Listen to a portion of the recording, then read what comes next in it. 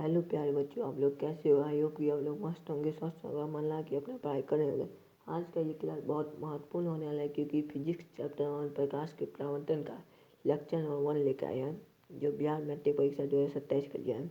इसमें आपके सारे कॉन्सेप्ट क्लियर होंगे, सारे क्वेश्चन आंसर होंगे और बहुत कुछ होंगे और ऑब्जेक्टिव भी कराएंगे। तो 4 से 5 क्लास में ये प्रकाश का परावर्तन खत्म हो जाएगा। इसके बाद दूसरा चैप्टर प्रकाश का बर्तन में चलेंगे।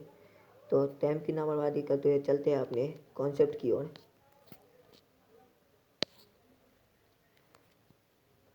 पहला है प्रकाश का परावर्तन। भौतिकी। प्रकाश का परावर्तन किस में आता है? भौतिकी में आता है। तो भौतिकी का जनक कौन है? Sir Isaac Newton. भौतिकी का जनक सर आइजैक न्यूटन। भौतिकी का जनक सर आइजैक न्यूटन।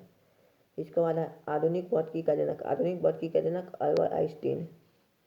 आधुनिक भौतिकी का जनक कौन है? Albert Einstein. और भौतिकी का जनक सर आइजैक न्यूटन और आधुनिक भौतिकी का जनक अल्बर्ट आइंस्टीन।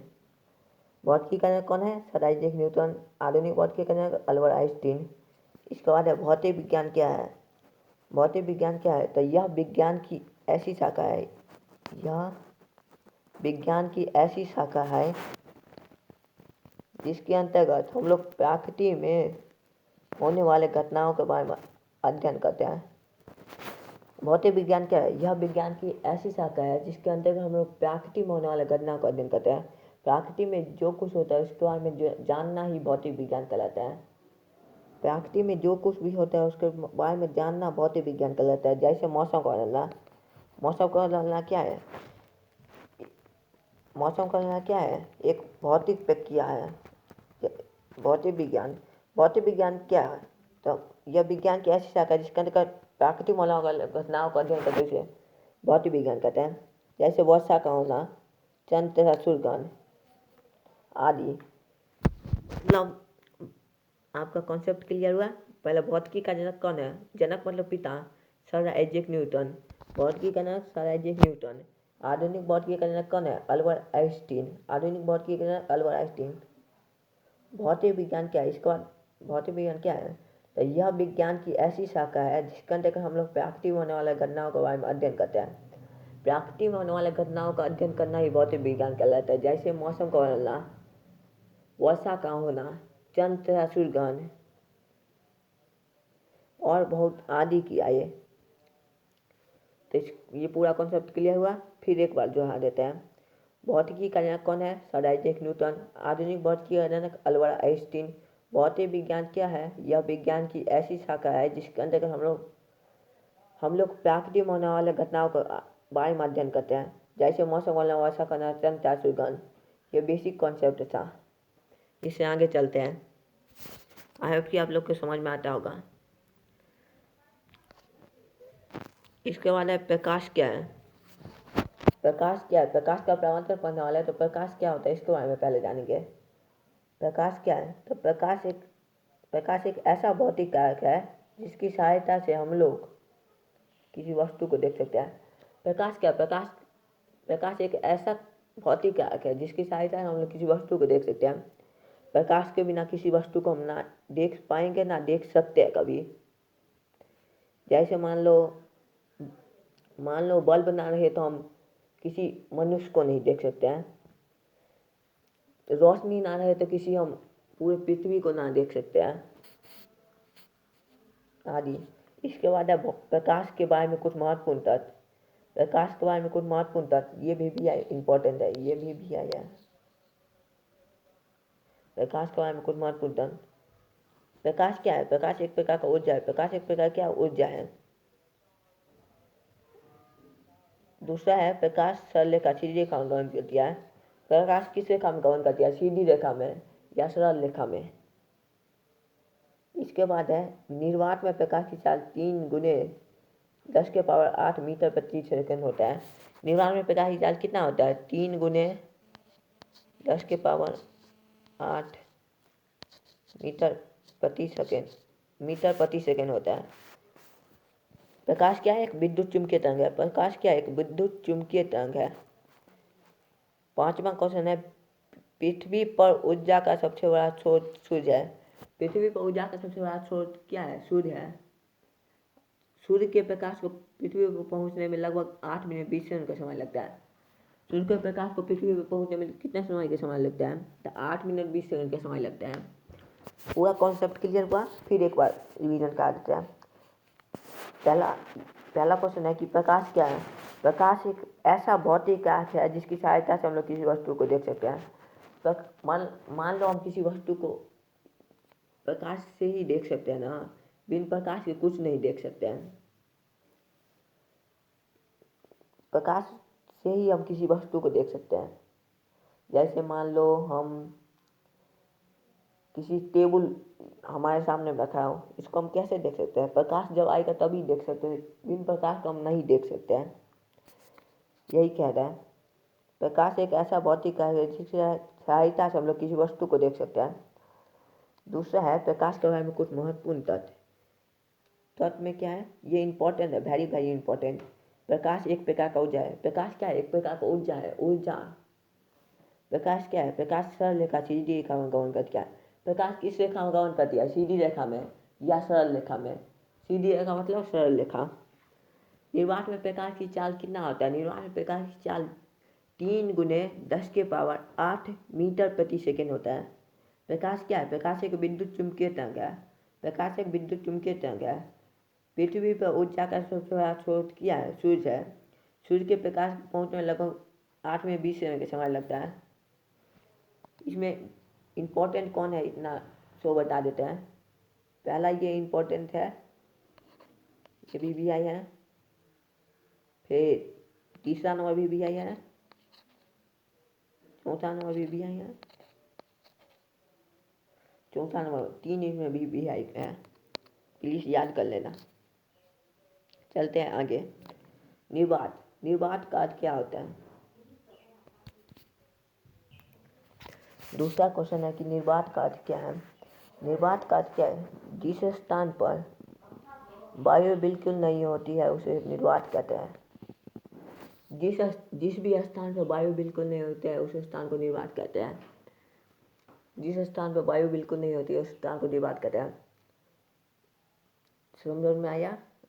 आई होप कि आप लोग समझ गए होंगे। तीसरा क्वेश्चन है परिप और अपरिप पदार्थ किसे कहते हैं? ये VVI क्वेश्चन है, कितने बार पूछा गया है। तो वे वस्तुएं जो प्रकाश उत्सर्जित करती है परिप या दीप्तिमान वस्तुएं कहलाती है। वे वस्तुएं जो प्रकाश उत्सर्जित करती है उसे क्या कहते हैं? परिप या दीप्तिमान वस्तुएं कहलाती है। जैसे सूर्य, बिजली का जलता बल्ब, जलती मोमबत्ती आदि, ये सब प्रकाश उत्सर्जित करती है। बल्ब क्या करता है? प्रकाश उत्सर्जित। जलती मोमबत्ती क्या करता है? प्रकाश उत्सर्जित। सूर्य का क्या करता है? प्रकाश उत्सर्जित। तो वे वस्तुएं जो प्रकाश उत्सर्जित करती है परिप या दीप्तिमान वस्तुएं कहलाती है। समझ में आया? इसके बाद चलते हैं अपरिप वस्तुएं। इसके बाद है अपरिप वस्तुएं। तो वे वस्तुएं जो स्वयं के प्रकाश उत्सर्जित नहीं करती अपरिप वस्तुएं कहलाती है। मान लो कोई ऐसा वस्तु जो प्रकाश उत्सर्जित नहीं करती अपरिप वस्तुएं कहलाती है। जैसे मान लो पुस्तक कोई प्रकाश उत्सर्जित नहीं करती है, लेकिन ये प्रकाश की से दिखाई देती है। ऐसे वस्तु को अपरिप वस्तुएं कहलाती है।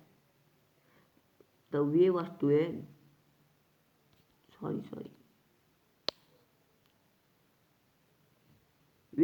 जो स्वयं कोई प्रकाश उत्सर्जित नहीं करती अपरिप वस्तुएं कहलाती है। जैसे टेबल, कुर्सी, पुस्तक, पौधे आदि। समझ में आया? परिप और परिप पदार्थ किसे कहते हैं? समझ में आया? या वस्तुएं किसे कहते हैं? तो वे वस्तु जो प्रकाश उत्सर्जित करती है परिप या दीप्तिमान वस्तुएं कहलाती है। जैसे सूर्य हुआ, बिजली का जलता बल्ब हुआ, जलती मोमबत्ती हुआ। और वे वस्तुएं जो स्वयं के प्रकाश उत्सर्जित नहीं करती है अपरिप वस्तुएं कहलाती है। जैसे टेबल, कुर्सी, पुस्तक, पौधे आदि। इसके बाद है प्रकीकरण किसे कहते हैं? प्रकीकरण किसे कहते हैं? प्रकाश जब सूक्ष्म कणों पर पड़ता है तो वे कण उन पर पड़ने वाले प्रकाश की कुछ ऊर्जा को अभिकित कर फिर उसे विपरीत करते हैं, उसे प्रकीकरण कहते हैं। प्रकीकरण किसे कहते हैं?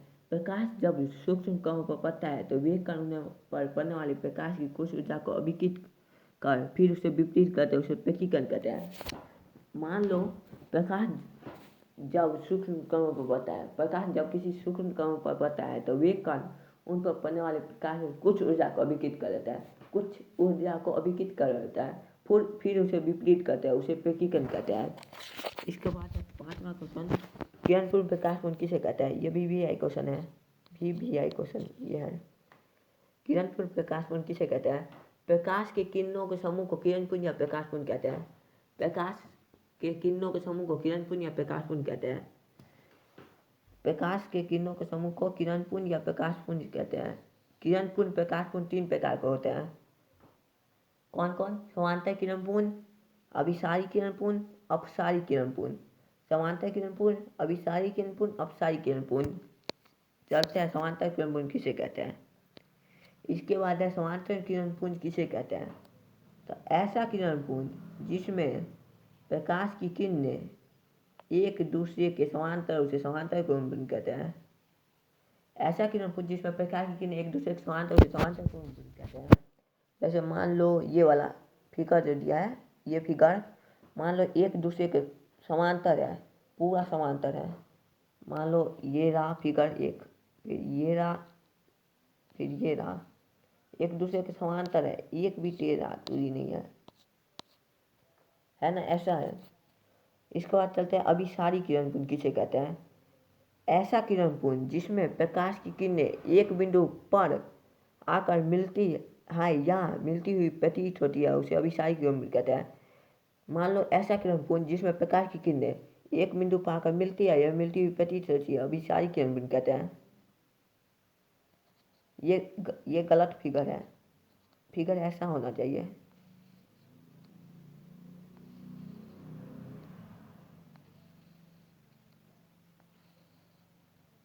फिगर ऐसा होना चाहिए,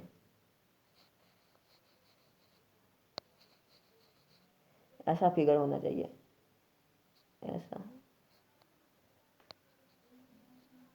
ऐसा फिगर होना चाहिए।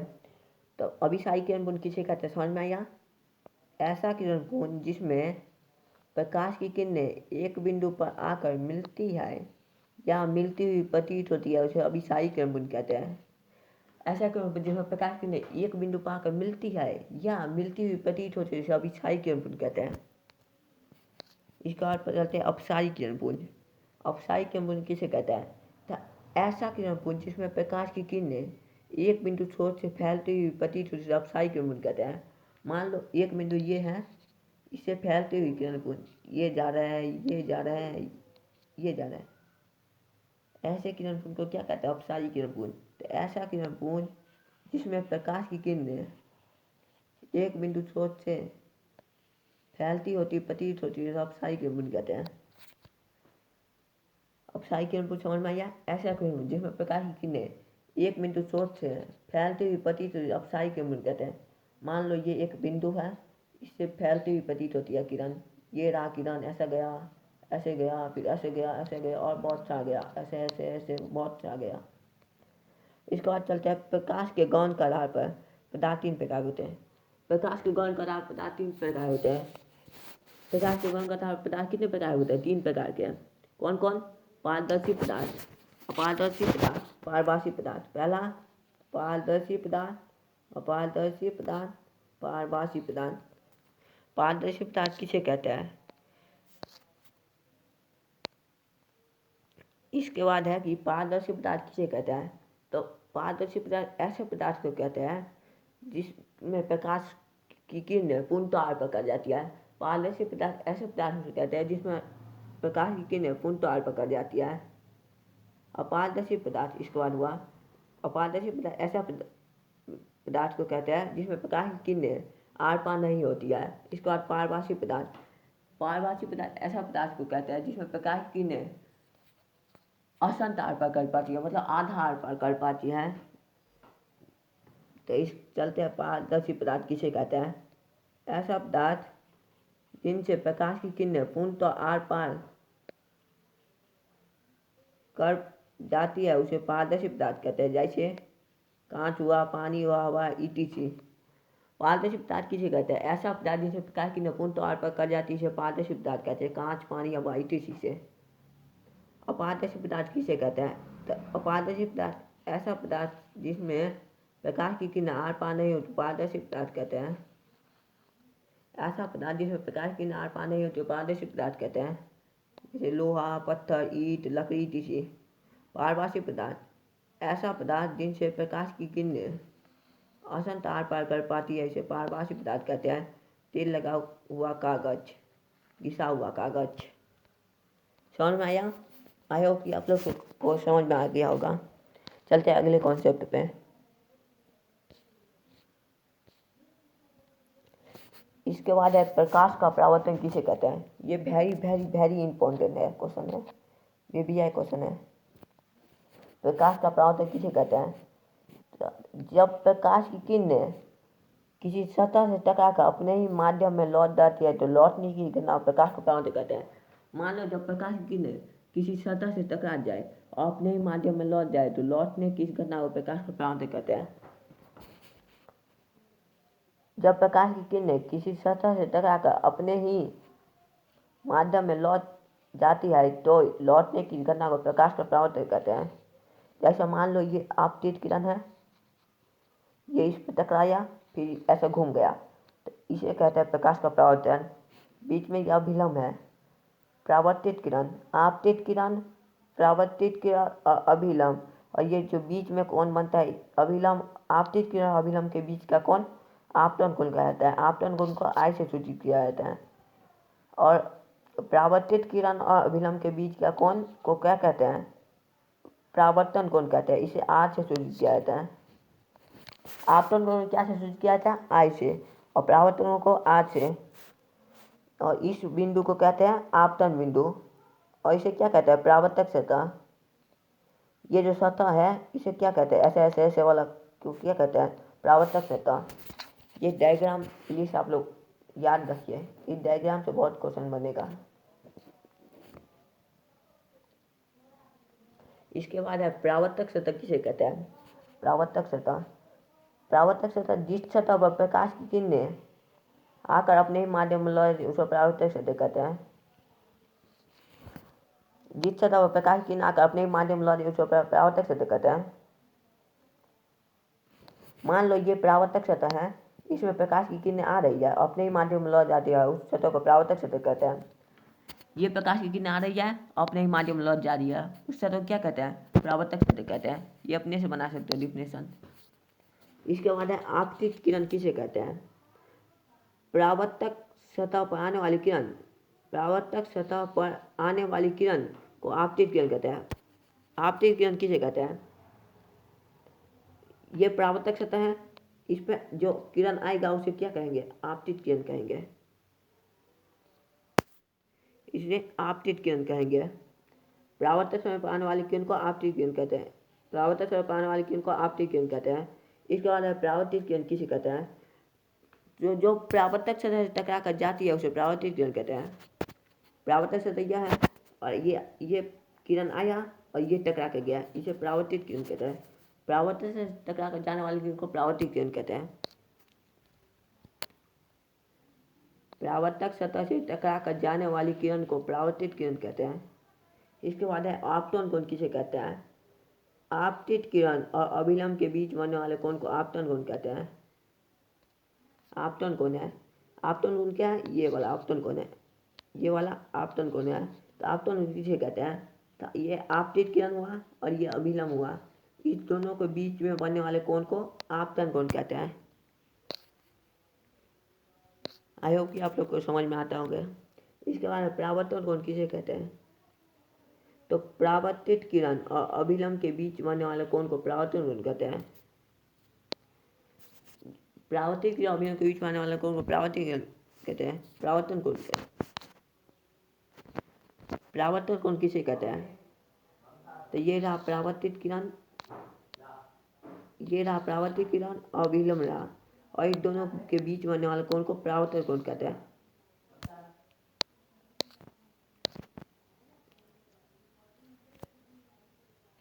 परावर्तन कोण कहते हैं। इसके बाद है अभिलंब किसे कहते हैं?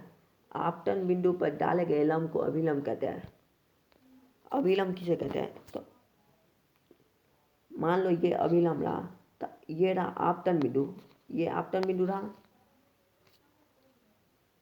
ये आपतन बिंदु रहा।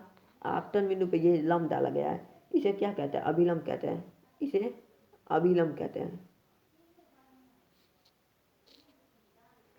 ये रहा अभिलंब और ये रहा आपतन बिंदु पर डाला गया लंब है, इसे अभिलंब कहते हैं। आई होप कि आप लोग को समझ में आता होगा। इसके बाद है आपतन बिंदु किसे कहते हैं? आपतन बिंदु परावर्तक सतह के जिस बिंदु पर आपतित किरण आती है उस बिंदु को आपतन बिंदु कहते हैं।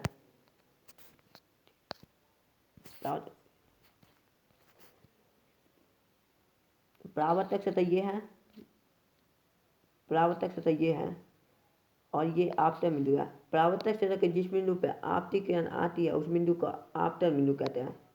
ये आपतित किरण आ रही है परावर्तक सतह पे और ये जो बिंदु है इसे आपतन बिंदु कहते हैं। समझ में आया? इसके बाद प्रकाश के परावर्तन के दो नियम है। प्रकाश का परावर्तन समझा दिया है। अब प्रकाश के परावर्तन में भी दो नियम है। कौन कौन? ये वेरी इंपॉर्टेंट ये भी है। कितने बार ऑब्जेक्टिव में पूछ दिया कि प्रकाश के परावर्तन कितने नियम है? प्रकाश के परावर्तन के दो नियम है। पहला नियम, आपतित किरण, परावर्तित किरण और आपतन बिंदु पर डाला गया लंब तीनों एक ही तल में होता है। आपतित किरण, परावर्तित किरण और आपतन बिंदु पर डाला गया लंब तीनों एक ही तल में होता है। पहला नियम है कि आपतित किरण, परावर्तित किरण और आपतन बिंदु पर डाला गया लंब तीनों एक ही तल में होता है। दूसरा नियम है कि आपतन को परावर्तन कोण बराबर होता है। यहाँ नोट में कुछ लिखा है, आपतन कोण को आई से, आपतन कोण क्या आई से सूचित किया जाता है तथा परावर्तन कोण को आर से सूचित किया जाता है।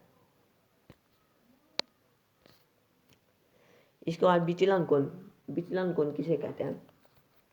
तो आपतित किरण के बाह्य भाग से आपतित किरण को बहाएंगे ना तो परावर्तित किरण तक जो कोण बनता है उसे विचलन कोण कहते हैं। आपतित किरण के बाह्य भाग से परावर्तित किरण से जो कोण बनता है उसे विचलन कोण कहते हैं। मान आपतित किरण को बहाएंगे और परावर्तित किरण से जो कोण बनता है उसे विचलन कोण कहते हैं। विचलन कोण का साइन एस होता है और मान विचलन को परावर्तक सतह विचलन कोण का मान 180 - 2i होता है। एक क्वेश्चन है, यदि आपतन कोण का मान 35 डिग्री हो है तो विचलन कोण का मान ज्ञात करें। यदि आपतन का मान 35 है तो विचलन कोण का मान ज्ञात करें। तो विचलन कोण बराबर 180 - 2i।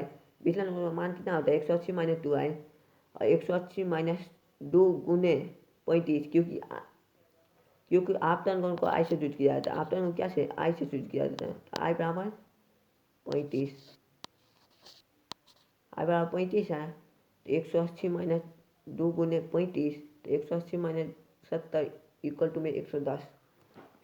एक और क्वेश्चन है, यदि परावर्तन कोण का मान 50 हो तो विचलन कोण का मान ज्ञात करें। तो यहाँ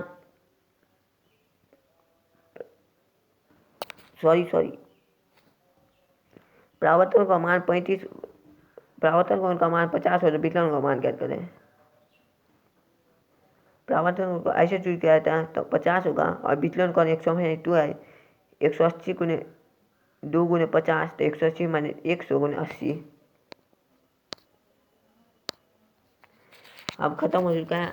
अगला लेक्चर कल आएगा। तब तक आप लोग जो भी पढ़ा है उसको रिवीजन करिए, अच्छे से याद करिए और मन लगा कर पढ़ाई करिए। इसका अगला लेक्चर कल आएगा, तो बने रहिए हमारे आकाश ऑनलाइन क्लास को सब्सक्राइब करें और बने रहिए आकाश ऑनलाइन क्लास के साथ। और वीडियो पसंद आए तो प्लीज़ लाइक करें और अपने दोस्तों के साथ शेयर करें।